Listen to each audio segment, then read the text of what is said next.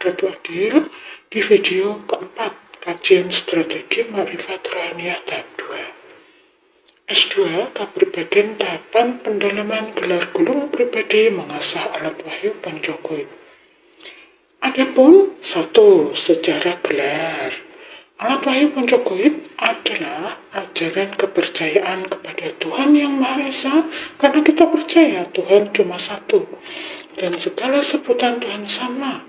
Di posisi gelar kepribadian ini, dengan kesadaran mutlak maneges, tidak butuh nabi-nabi manusia. Cukup Tuhan saja dan zat urip kita sebagai sang nabi jati pribadi diri kita masing-masing. Zat urip sama dengan zat asal, atau nur ilahi sama dengan zat wajibul maulana, atau roh kudus sama dengan roh suci atau ide batari yang diberikan Yang Maha Esa saat manusia itu diciptakannya, selain saudara papat dan roh atau sukma yang kalau orangnya sedo disebut arwah. 2. Secara gulung. Sebuah ajaran pengembangan diri menuju sampurna jati, atau pembelajaran strategi makrifat membuka alam kematian dengan raga masih hidup memakai alat semedi mijil.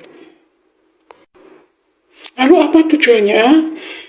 Tujuannya jelas, menghindari setelah sedo arwah gentayangan grambyang di alam grambiangan Wangpung, mengupayakan agar arwah setelah raga sedo bisa kembali ke zat asal dumadine ono bersama zat urip, menghindari juga putaran reinkarnasi. Alam kematian ini akan diakses oleh urip dengan sangat cepat dan mudah di saat manusia sudah ke taman wahyu kolosebo. Ditembus dengan semedi mijil kepribadian makrifat dengan unsur-unsur wadah ragawi yang sudah diasah secara makrifat, yaitu menghaluskan wadah rohaniah dan ragawiyah. Ini sudah ada di pembelajaran kita terdahulu ya. Jadi sang nabi pribadi akan mengakses dengan cepat dan sangat mudah begitu unsur-unsur ragawi secara rohani dan wadaniyah. Badaniyahnya itu sudah halus zat asal. Ini cepat banget. Alam kematian pertama kali ditemukan sejak zaman purba. Ini ya, orang-orang purba, mereka sakti-sakti dengan krogo sukmo. Mereka sering menemukan alam kematian. Alam kematian yang mereka tembus itu alam wangwung atau grambiangan. Dikatakan wangwung itu karena kadang ada, kadang nggak ada, kadang luang, kadang wung. Itu mereka membahasakannya wangwung. Sebenarnya bahasa urip, projo sampurnonya itu grambiangan. Projo sampurno ini bahasa urip, bahasa gulung ya. Kalau kita semedi langsung urip berkata, mau kemana alam projo sampurno? Yang kita tuju itu ditanya sama urip langsung projo sampurno. Projo sampurno itu bahasa urip, bahasa gulung, petunjuk goib. Tapi di abad ke-15 alam kematian secara detail barulah ditemukan oleh Syekh Siti Jenar. Tercetus setelah 9 pokok ajaran Islam Ma'rifat Syekh Siti Jenar. Sayang penemuan Syekh ini ada di masa yang tidak tepat. Beliau jujur kepada para wali temannya dakwah, dianggap sesat karena tidak sesuai dengan syariat. Diadukanlah ke Raden Patah, terjadilah tragedi Kadilangu, di mana ratusan prajurit pilihan dari Demak dipimpin oleh para wali songo menghabiskan seluruh murid-murid Syekh Siti Jenar yang saat itu ada di Kadilangu. Insya Allah yang tidak ada di Kadilangu masih hidup, alhamdulillah. Syekh dikeroyok oleh 9 wali, tidak terbunuh-bunuh, dipaksalah bunuh diri. Syekh bunuh diri dengan menutup seluruh lubang pintu nafas dengan semedi. Ini tercantum di Pupuh Asmarandono 8 ayat 27. Kasihan, Syekh pun meninggal. Dan sayangnya yang membuat manut meninggal tersebut, akhirnya istrinya yang lagi hamil tua pun juga terbunuh di tragedi Kadilangu tersebut. Ini benar-benar kejam banget, juga miris ya.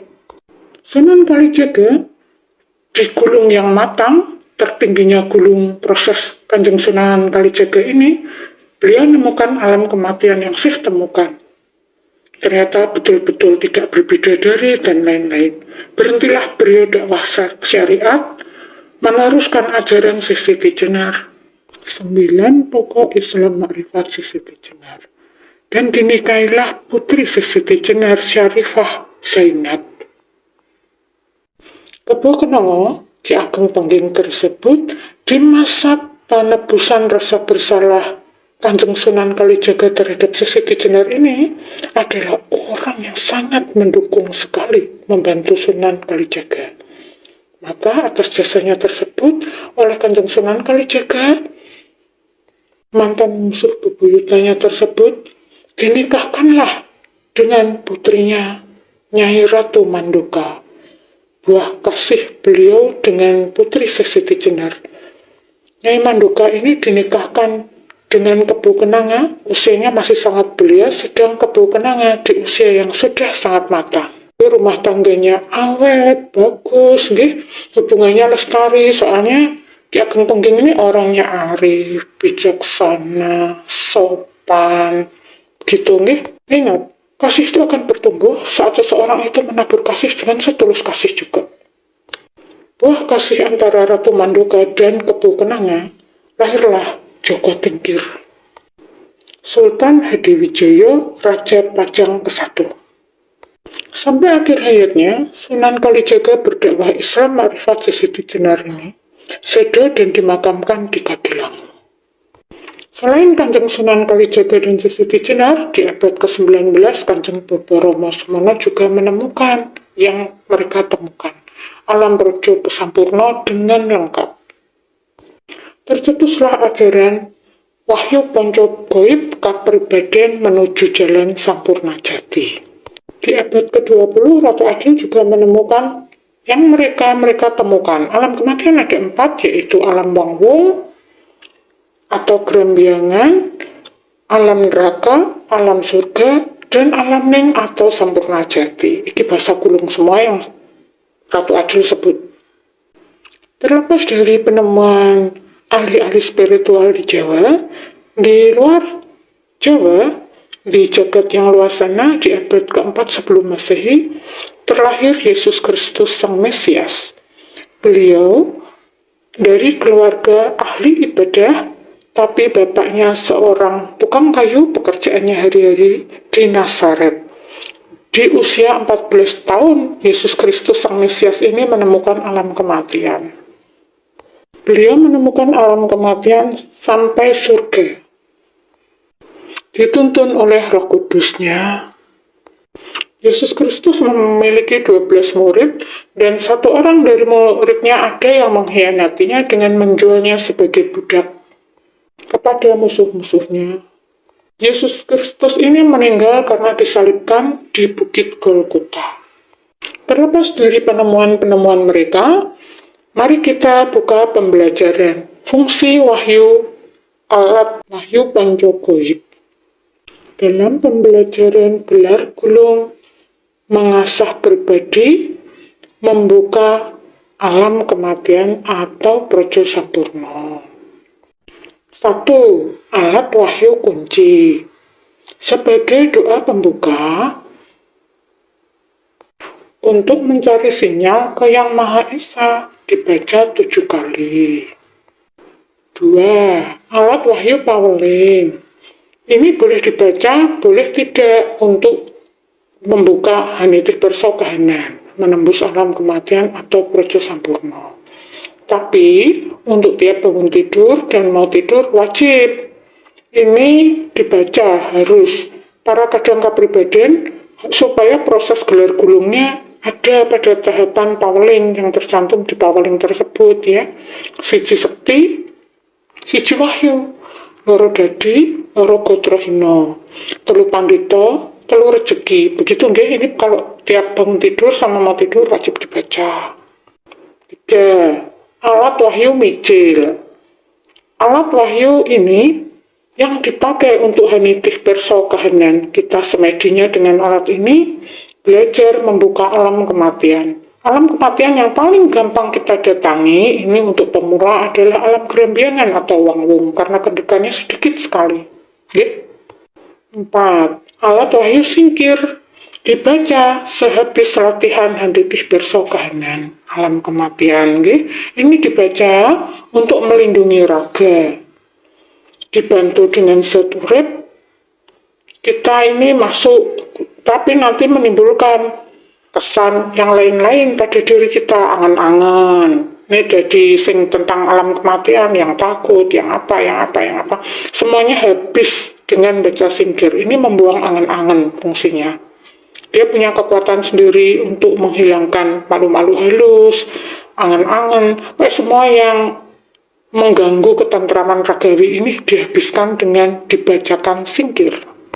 Jadi jangan khawatir, setelah membaca singkir pasti balik tentrem ya. Tidak ada angan-angan, tidak ada ingatan-ingatan apa-apa lagi. Sing jelek-jelek, semuanya tentrem. Pembekalan strategi membuka alam kematian atau proses sampurna Ratu Adil. 1. Belajar menyesuaikan diri dengan kendekan gelombang masa gulir dimensi. Ini penting, karena ada yang halus, kasar, sangat kasar. Berusahalah tetap fokus patrap posisi mijil. Tangan kiri memegangi igo wekasan dan tangan kanan ada di kolbu. Dengan doa, urip kang sinembah, urip murba waseso, kahanan panguripan. Segala rahasia dibuka ke urip. Ono pangestune urip, kebuka waseso jejeri kahanan.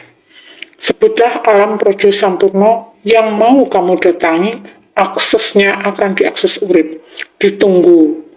Kalau capek, enggak kuat lagi sudahan, ditutup langsung dengan mengusap jantung. Kalau enggak kuat patrap, karena memang harus fokus berusaha patrap. Tangan kiri di igo wekasan itu ada maknanya tersendiri, juga ada kekuatannya tersendiri. Karena igo wekasan itu tempat serabut-serabut ginjal, di mana saudara merah dan putih kita ada di sana. Dia menjaga keseimbangan tubuh kita. Sedang tangan kanan di kolbu itu memiliki energi tersendiri. Kolbu adalah lampu hati, kolbu adalah letak saudara kuning kita. Tanpa saudara kuning, orang akan pikun, lali, hilang kesadaran diri. Jadi harus tetap di igo wekasan sama tangan kanannya, jempolnya itu di kolbu.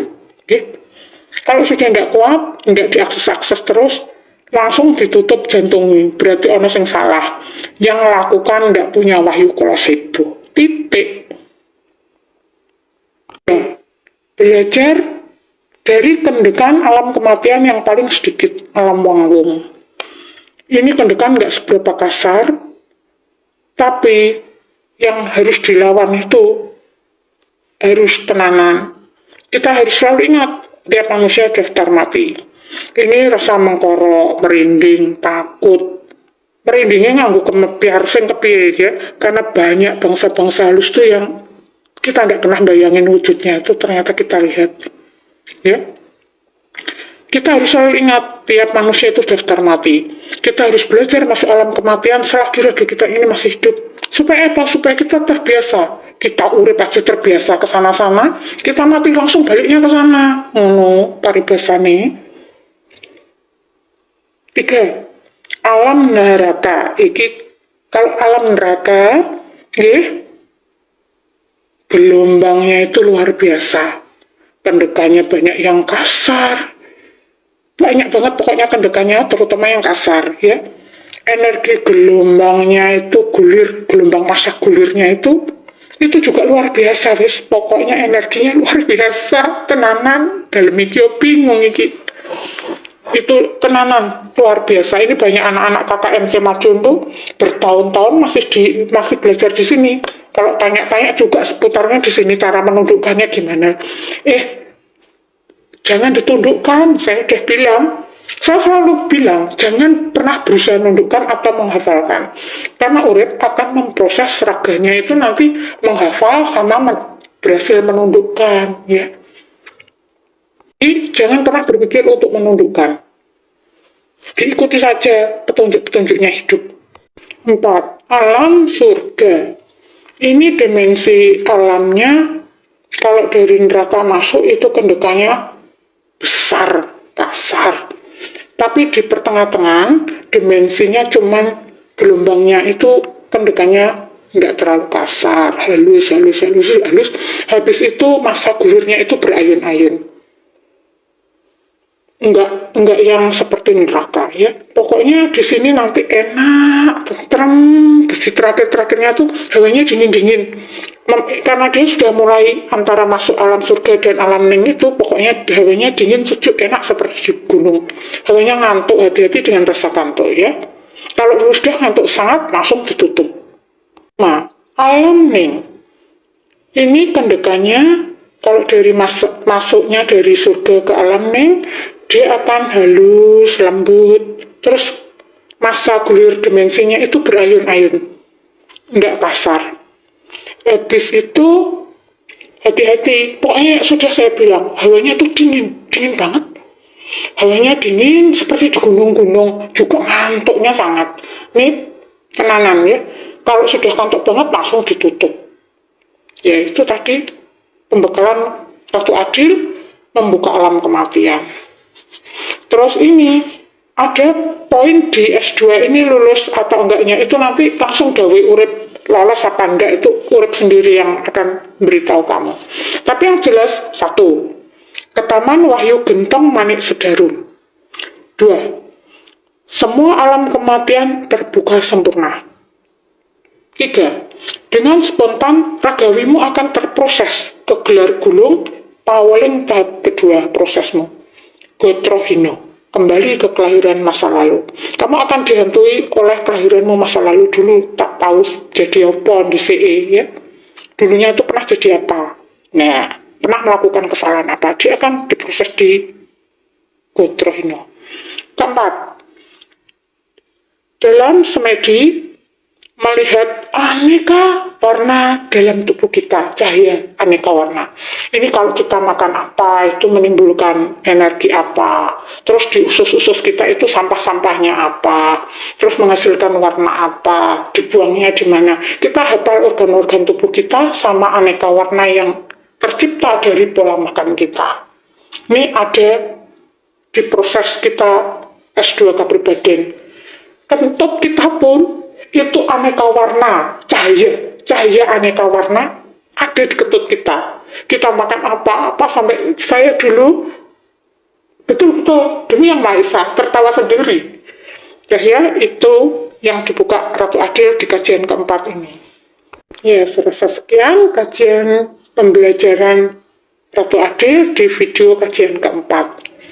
Maaf kadangku kalau saya punya salah baik sengaja maupun nggak sengaja. Terima kasih atas dukungannya, terutama yang pertanyaan-pertanyaan atau apa-apa dari WA. Itu saya hargai, saya juga terima kasih. Ya, kadangku mohon pangestune, juga doa restunya, gugatan Ratu Adil mohon keadilan atas oknum-oknum di Bali sudah sampai di Kadif Propam Polri dan di Kejati DKI Jakarta. Cuma penanganannya yang belum ada kabar beritanya sampai hari ini. Tapi dawi urip semuanya akan ditangani pada masanya. Saya harus nyata gelar gulung. Itu saja. Salam santun dan rahayu selalu.